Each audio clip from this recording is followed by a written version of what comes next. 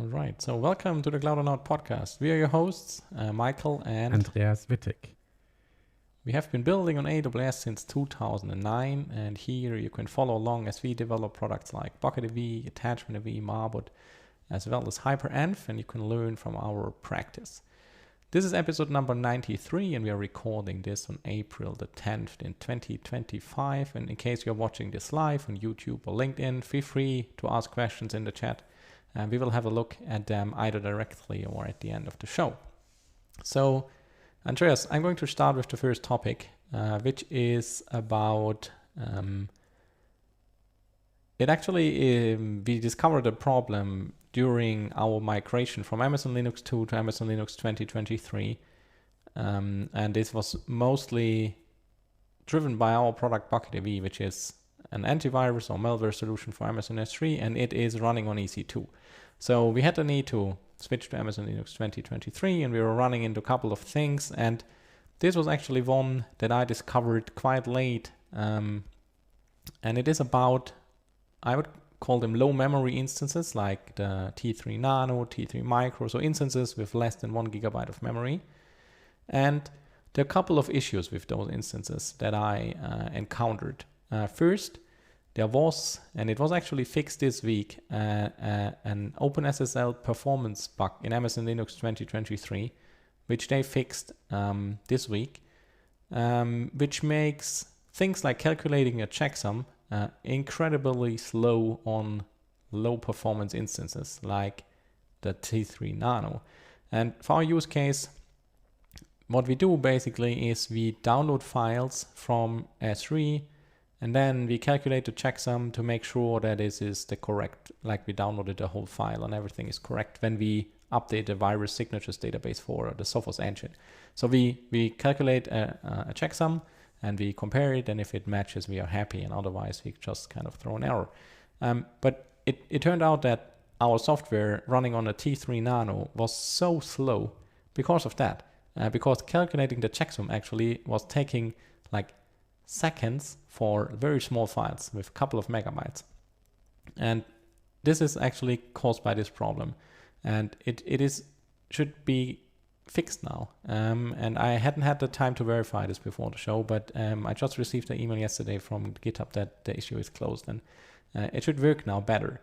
So this was the first thing we were running into. I mean, the issue basically was there for all instance types, but you notice them on instances with low performance, because otherwise it just takes a little bit longer, but you don't notice it. Okay, the second issue that we were running into is that the temp folder is backed by memory in Amazon Linux 2023, which is okay, but if you don't have memory available, it gets a problem. Because, and this is this next problem that we talk about, what actually happens if the system is out of memory? And there was also a change in Amazon Linux 2023. So the first change is that temp moved to memory. In systems with low memory, that is a problem. And it gets even worse because of the next point I'm going to talk about. The question is, okay, how can you turn it off? How can you move temp back to the disk? And there's actually a unit that you can disable, or as to use the system language to mask, and then you stop the unit, and this will ensure that temp is no longer backed by tempfs, which is using memory, and then it's just stored on disk. So you mask the temp.mount unit and you stop the temp.mount unit, and then it is back to disk. And the next and the most important piece that changed in Amazon Linux 2023, and this actually didn't change from the beginning. So they introduced this change while Amazon Linux 2023 was already released. And I have all the links available, so we can put them in the show notes. They moved to ZRAM, which basically means that if you're running out of memory, what happens is that the Linux, I think it's the Linux kernel or something inside the Linux kernel, will start to compress the memory. And this is again using a lot of CPU cycles. But if you're running on a T3 Nano, you don't have many CPU cycles available. And so things get just incredibly slow, because Amazon Linux 2023 takes almost all the memory that is available for itself. So you have 512 megabytes of memory available to the system, and mostly all of it is consumed by the operating system. So whenever your application does anything, it has no space to store it in memory. So this ZRAM thing will start to compress memory. And then if you access it, it will uncompress it, and then it needs CPU cycles, and things get just incredibly slow. So what we did, which was also what we did before, is, okay, we removed the ZRAM stuff. You can just uninstall it, like DNF remove ZRAM generator and generator defaults. This is the name of the packages. And then we add again a swap file. And this is basically just a file that is, it lives on an EBS volume, and you can turn it on as a swap location. So if you're running out of memory, it will just store it on a file on EBS, which is also very slow, I must say. But it is not as slow as using the ZRAM approach. So we switched back to that, and then things were back to normal. I mean, if you run on a T3 Nano, you don't have very high performance expectations, I would say. So it's okay if sometimes you reach out to a swap file on EBS instead of crashing the system and have the out of memory killer just randomly killing processes. So it is working much better than the ZRAM approach, and this was the only kind of way for us to get T3 Nanos back working with our software. So that's kind of what I found. So OpenSSL performance bug temp folder is kind of backed by memory, and ZRAM, which is basically compressed swap to memory, disabled to disable it, and then things get back to working with T3 Nano. So I don't know if anyone is actually able to use current T3 Nano with Amazon Linux 2023. I cannot imagine that it works the way it is today. Yeah, and that's quite interesting, Michael, because I think, so shouldn't the Amazon Linux be optimized to run on EC2 instances, and especially also the small ones? So if you change things like that, maybe you have to, I don't know, modify it based on the instance type. That's maybe not the best thing. Yeah. It is actually. So ZRAM is only enabled on instances with less than 1 gigabyte, as far as I remember. Okay. But that's the funny thing is that, yeah, sure. I mean, it only affects the small instances, and I think they were kind of surprised by this as well, because if you read the changelog of Amazon Linux 2023, they say that they enabled ZRAM because tools like DNF, which is kind of the YUM replacement, sometimes they kind of download all the information, the repository metadata basically, and do the refresh of their index. And this was not working on a T3 Nano because it takes 800 megabytes of memory, and there's only 512 megabytes available to the whole system, right? And so they introduced the ZRAM kind of, I think you can call it a fix, because they missed it. And it was just not usable at all on T3 Nanos. And then they probably quickly needed a fix for it, and so they jumped on the ZRAM wagon. But it seems they didn't test that as well, because that doesn't. I mean, if you have a lot of time, you can run DNF update and then just wait 5 minutes and it works. But if you run it on an M5 large, it takes a couple of seconds. I don't know if it's working or not. I mean, it is very slow. Okay, that's interesting. That's very interesting. Yeah. Also, I'm wondering why they are shying away from having the swap file on disk. Is that because they don't want to have it on EBS volumes by default? I mean, if what we do is we bake it into the AMI, which makes the API, and we have an 8 gigabyte swap file, which is quite large. I mean, we could probably have it a little bit smaller, but it basically increases the size of your AMI if you pre-allocate it, and otherwise it will eat into your disk space. Yeah, I mean, you can trade disk space for swap file basically, and I think they don't want to do that. So they use the memory compression. Interesting. And I think things get very, very interesting if you turn off unlimited mode on the T3 nanos, because by default they can just, I mean, if they run out of cycles, the 10% cycles, they just buy credits. Yeah. And the problem for us was that this is not guaranteed to work, right? So if you are on a busy host, you don't get extra capacity or extra compute capacity. And so it gets so slow. It's really, it's crazy. Interesting. Yeah. Very interesting finding, Michael. So I'm always kind of amazed how much can go wrong when running something on an EC2 I was also amazed by that. So it seems to be very easy, but then there's a lot of details that the good thing, Andreas, is that we actually didn't notice that before we released the product as well. So we just discovered that because a customer discovered it.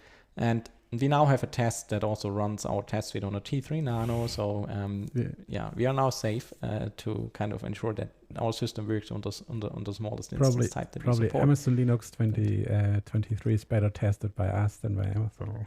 Yeah, maybe they add the same test as well. So starting it with a T3 Nano and see if it works. That would be a good test. Okay. Okay, Michael. Very good. Yeah, very interesting findings. Thanks for sharing them. The next topic I want to discuss is our journey of getting ISO 27001 certified. So let me start at the beginning. So for about, I think, 5 years or a little bit more, we have been selling software mostly on the AWS marketplace.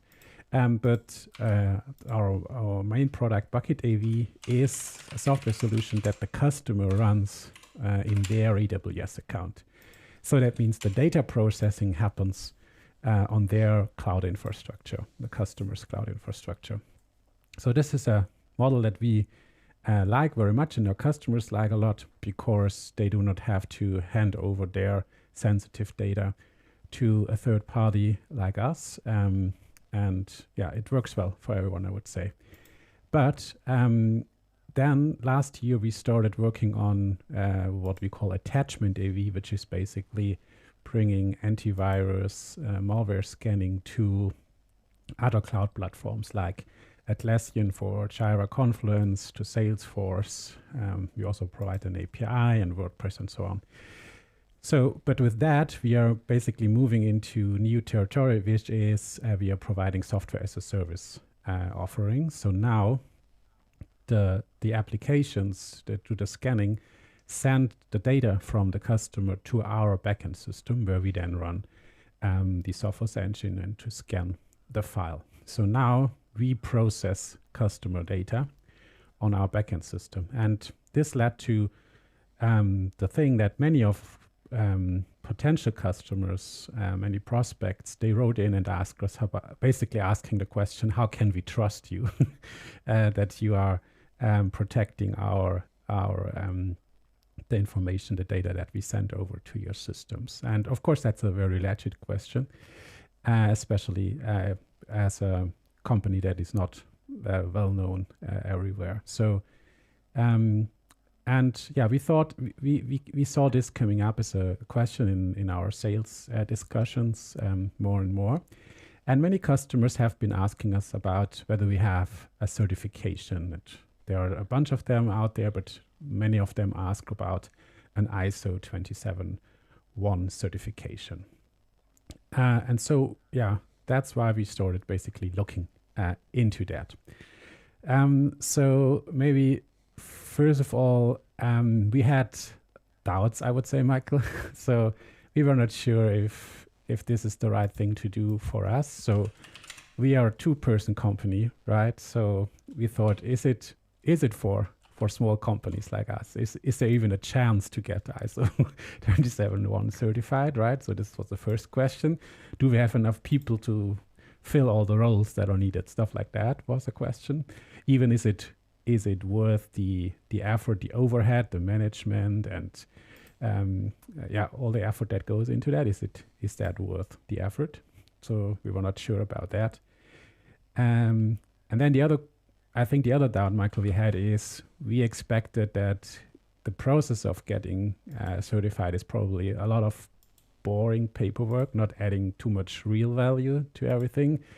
So this was, I would say, our assumption when we started looking into that. but it turned out differently. And I think I want to share a little bit about how we made that happen and how we got. So that's the spoiler. We got certified. So we are now ISO 27001 certified. But I want to share little details on how that worked. So first of all, what is ISO 27001 about? So the certification is about that you as a company basically set up an information security management system.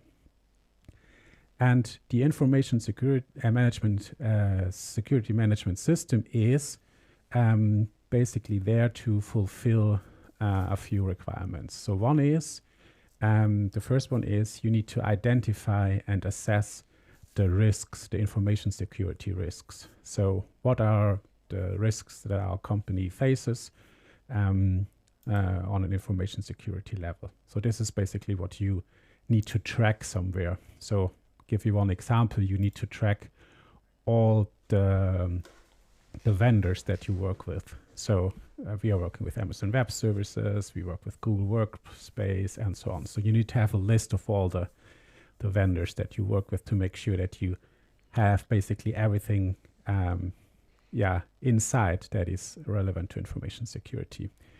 Then you need to somehow measure and handle risks. So you need to make sure that you detect risks about information security, and you take countermeasures to basically reduce the risk. And you need to do that by implementing processes that regularly review and update those controls. So that's basically on a very high level the summary of what you do. And you basically have software. That's the information security management system. You have a software that helps you track all the assets, track all the risks and the measurements and the controls that you have in place. And that is basically what ISO 27001 is all about. And then we looked into how do you get ISO 27001 certified? And I would say there are two main ways to do it. So the first one is you hire a consultancy that helps you implement all the procedures, all the processes, and basically introduces an information security management system. Or there are also tools out there that you can basically buy, software as a service solutions that automate the whole process and guide you through the process with very little human interaction. It's basically just a software solution that guides you through all of that. And this sounded to be a good option for us because we're a very small company. We don't have any fancy thing. Everything runs on AWS. We have Google Workspace and GitHub. That's more or less the most important production relevant systems. And so we looked into a software solution that helps us to set up this information security management system, have all the policies and procedures in place. And there are a few providers out there. We at the end chose Sprinto, which is one of them. They describe themselves as a continuous security and compliance platform. And I think the idea behind that is they try to automate most of the things that you need to cover with your information security management system. And that's quite interesting. So how does the whole process works?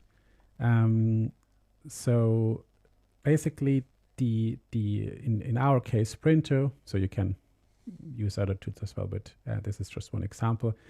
Sprinto integrates with many infrastructure or information security relevant systems. Let me say it like that. So there's integrations for Amazon Web Services, for Google Workspace, for GitHub, and many more.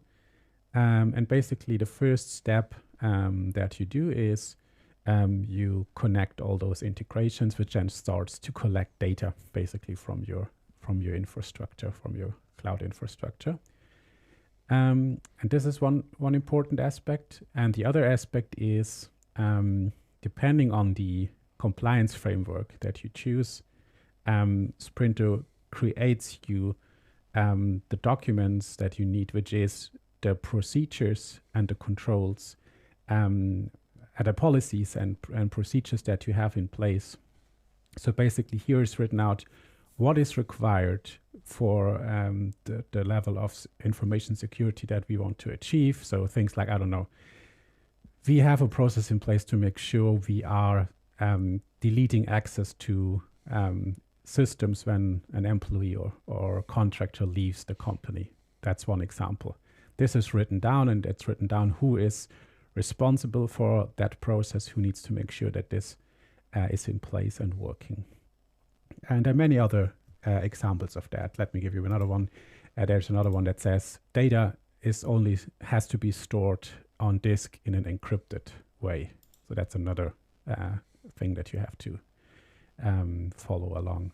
So now the idea of Sprinto and other tools like that is they basically automatically validate that this is the case. So they go, in our case, through our Amazon Web Services accounts, scan all the resources in there, and then check out the results. So you can think about it a little bit as security hub controls, which do similar things, to be honest.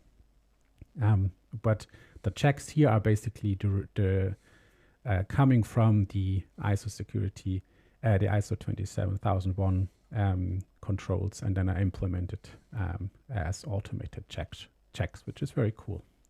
And same for GitHub and other systems.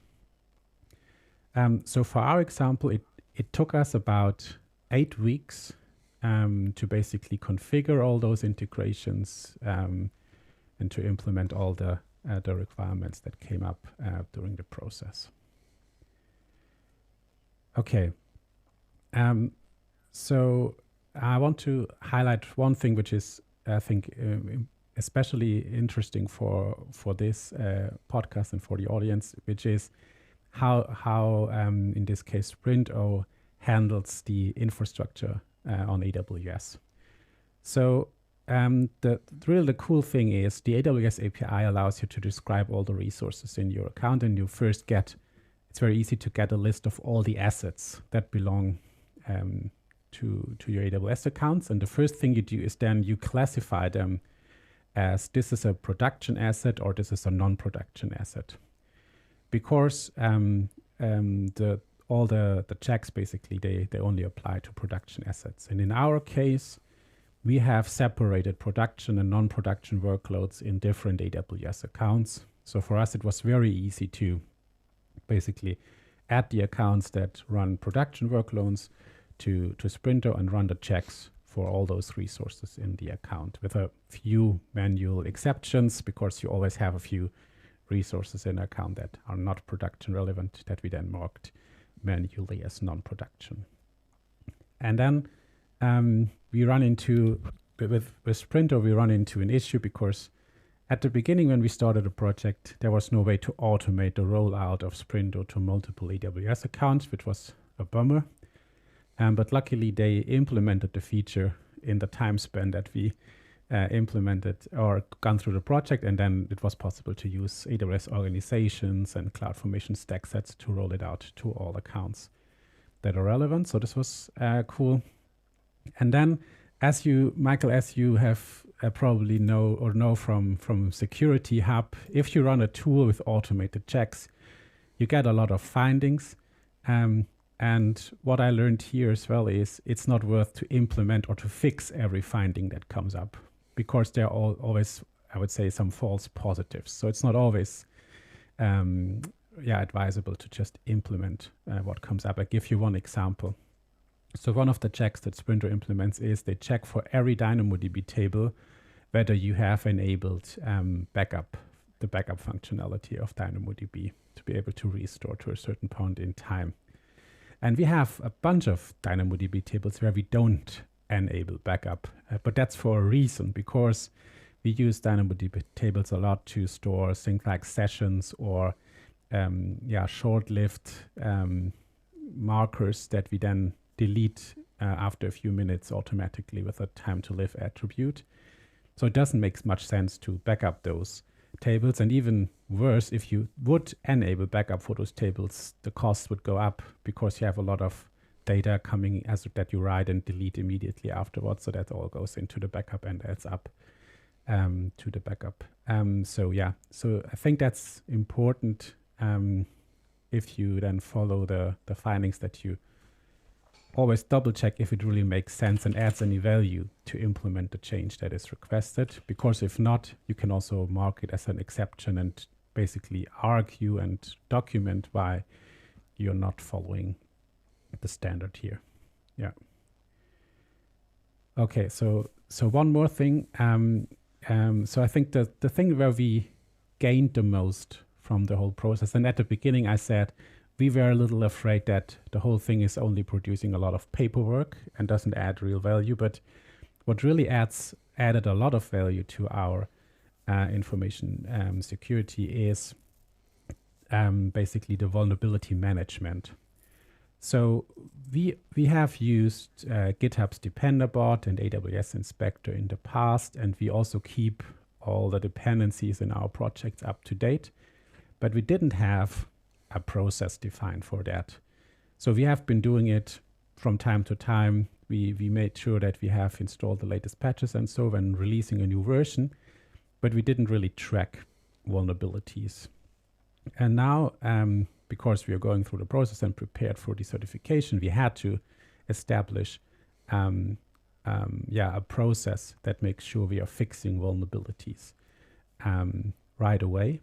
So this is what we now have in our information security management system. And I think that's really cool because if either DependerBot detects a vulnerability in the dependencies that we have in our software projects, or if Inspector detects a vulnerability on one of the systems that we run in production, basically that shows up in our sprint or dashboard. And then there are rules applied, very hard rules, I would say, for at least for a two-person company. For example, critical vulnerabilities need to be fixed in 3 days.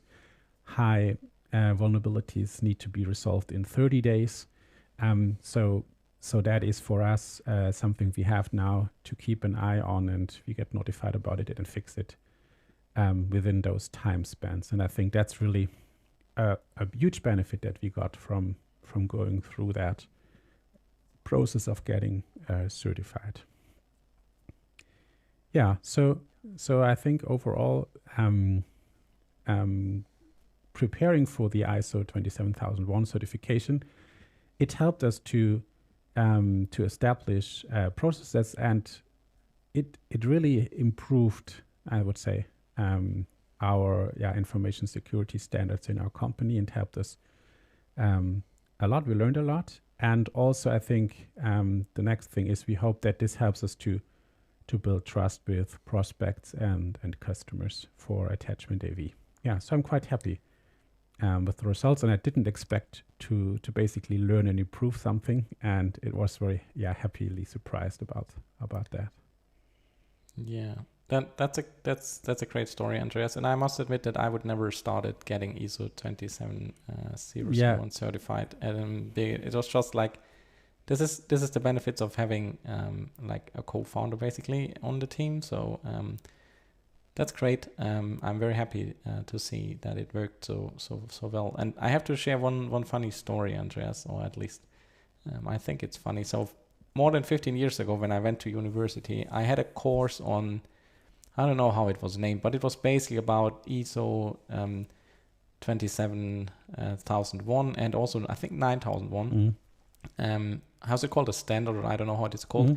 And this was the guy talking about the topics. Was his background was he was running a security company, but not an IT security company. So he was running a, like, I don't know how to call it, like a real security company. Like when there's an event, they have security people around and making sure that everything is working fine, checking people at the entry and things like that. So this was his background. And I mean, so there was no sprint tool, right? And so he did everything with paperwork basically. it was so boring. Yeah. And that might also kind of that has influenced my my, I don't know, my dislike of these kinds of things. But yeah, this was really, I think this was the worst mark that I got during university was about the ISO certification stuff. So yeah, this was really funny. But yeah, so last topic, Andreas, right? So we are running through the next topic. Yes, let's do that. And this is actually more like a report of a newer AWS feature. In step functions, you now can use, besides JSON path, you can also use what's called JSONata or JSONata. I don't know how to pronounce it properly. Which is basically, I think in my own simple words, it's a much better approach to write your state machines than using the old JSON path approach. So it's more flexible, and I think it provides a better experience to developers. One most notable change, besides a couple of others, is that there's no more, like with JSON path, when you had an attribute that you want to kind of make dynamic, you always add it at the end $sign, and then in the value of the property name, you kind of specified the JSON path. So this is gone. There's no more $sign. So if you're just writing state machines, you know $. So you can just, it's not existing anymore. The names of the properties are different. So you're not using the same property names, and they are all called a little bit differently, which makes it a little bit hard to kind of, at the beginning, to understand, okay, is this now a JSON path example? Is it a JSONata example? So I think it will take some time for the internet to kind of catch up, and all kind of the results on Google moving to JSONata, and even, I mean, maybe ChatGPT kind of examples will be JSONata sometime as well, if the internet catched up. But yeah, this is a really cool, and basically what you can do in any attribute, you can have a JSONata expression, which starts with curly braces and how's it called? The percentage sign. And then you can write an expression. An expression also can contain functions. So you can have functions that, like string functions like split. You have array functions like merge, or like set or object functions like merge, where you can combine multiple objects into one, which is very handy if you have JSON, like JSON kind of data, and you have, maybe there's an input coming in, but you also want to merge something else on top of it, or you will want to provide default values, then you have your defaults, and then you merge the input on top of it, or something like that. So merge is really one that I use a lot. There's also some Boolean operators to check if properties exist and not, and this was really more or less a pain, or not possible with the JSON path approach. So if properties did not exist, it just throw failure. So this is now possible, and all kinds of things. And what I also like is that I'm kind of old school guy, right? I use CF and lint to kind of validate my templates after they are generated, even if I generate them with CDK. And they also catched up now recently, and this was, I think, last week or the week before. Now they have full support for JSONata, like all the properties and so are supported. So you can use the tooling as well now. I mean, it took them a couple of months to catch up, but now everything, all our CF and lint checks are green again. No exceptions anymore. And this is just, I think it's really worth, if you're using step functions, if you write your own state machines, it's really worth the time to get used to the new approach. It will take you a couple of maybe hours or days to kind of adjust your approaches and your used ways of working with step functions. But then you will be, I think you will be quicker, and you produce more readable and more understandable state machines. Yeah, perfect. Yeah, Michael, I've been using the new format as well when writing state machine, and really enjoyed it. Yeah, very much improves how to work with defining the step functions. Cool. Thanks for sharing, Michael. So yeah, this was episode number 93 after a 6-month pause. So we hope to be back sooner than that at the next episode. Thanks a lot. for listening and watching. Don't forget to subscribe to our newsletter, the podcast, or the YouTube channel, so to make sure you're not missing the upcoming shows. And if you have feedback, send it to hello@cloudonaut.io or find us on LinkedIn and Mastodon. Thanks a lot. Yeah, thank you very much. Bye. Bye.